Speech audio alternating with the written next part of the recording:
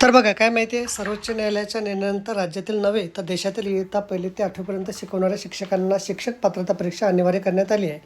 या निर्णयामुळे बरेच शिक्षक मोठ्या तणावामध्ये आहे. एकीकडे विद्यार्थ्यांना शिकवावे की परत शिक्षक पात्रता परीक्षाकरिता परीक्षेची तयारी करावी अशा द्विधा मनस्थितीमध्ये शिक्षक काम करत आहेत.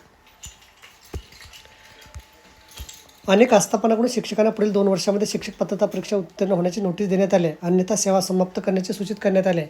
त्यामुळे शिक्षक प्रचंड मोठ्या प्रमाणात तणावामध्ये आहेत. या संदर्भात टी परीक्षा अनिवार्यतेच्या विरोधात विविध शिक्षक संघटनामार्फत निवेदने आंदोलने करण्यात येत आहे.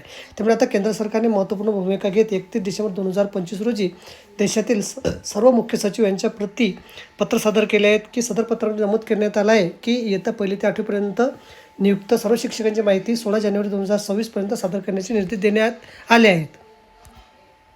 केंद्र सरकारने केलेल्या या हस्तक्षेपामुळे आता शिक्षकांना काहीसा दिलासा मिळत आहे. तसेच शिक्षक पात्रता अनिवार्याबाबत सर्वोच्च न्यायालयाचा निर्णय शिक्षकांना कशा पद्धतीने प्रभावित होत आहे याचा सविस्तर अचूक तपशील राज्य सरकारकडून मागवण्यात आलेला आहे.